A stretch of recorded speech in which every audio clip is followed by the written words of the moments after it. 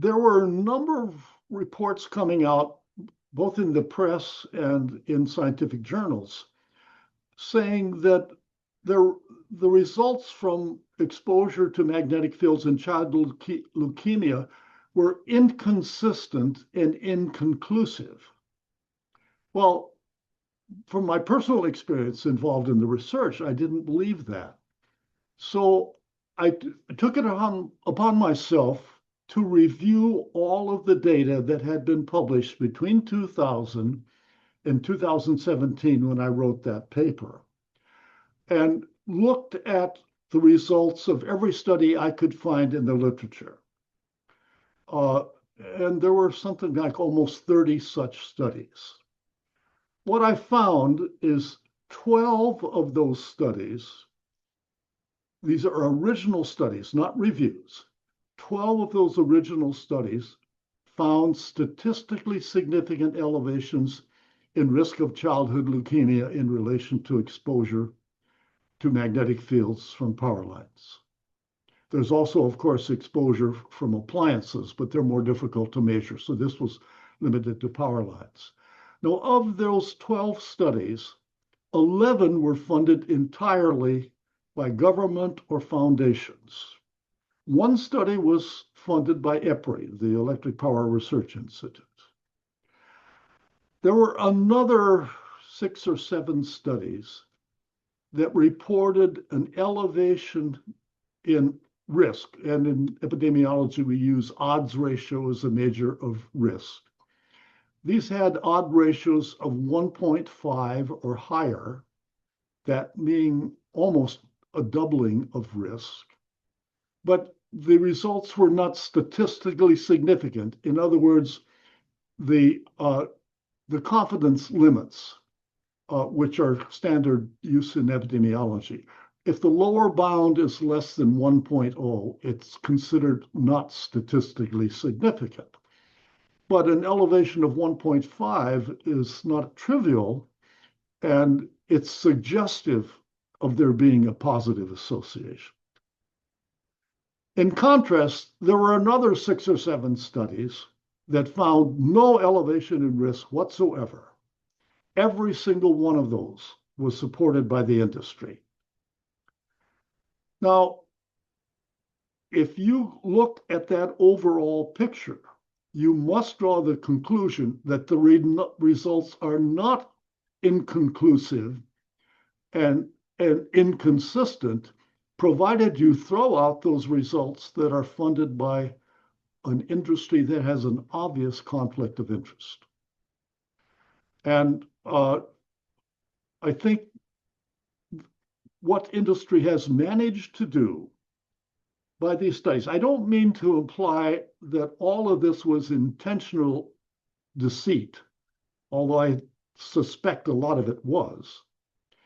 But industry has managed to confuse the perception by regulators, by government, by individuals, that this is not a serious public health hazard. And that's untrue, and it's unethical, and should be illegal to have that kind of deceit fostered on the whole public. The result was that funding for further research was basically cut off. We have absolutely no such research in the US now, except occasionally a report coming from industry, which almost always find no adverse health effects. That's where we are. The EPA was tasked to and working on developing safety standards, but then never did back in the 90s because of the studies that seemed to show no effect that were put out there in the media. Can you talk about the because you were there through the whole thing. So I certainly have been there through the whole thing. There's several issues there. There were major programs in the federal government at EPA and the Department of Energy.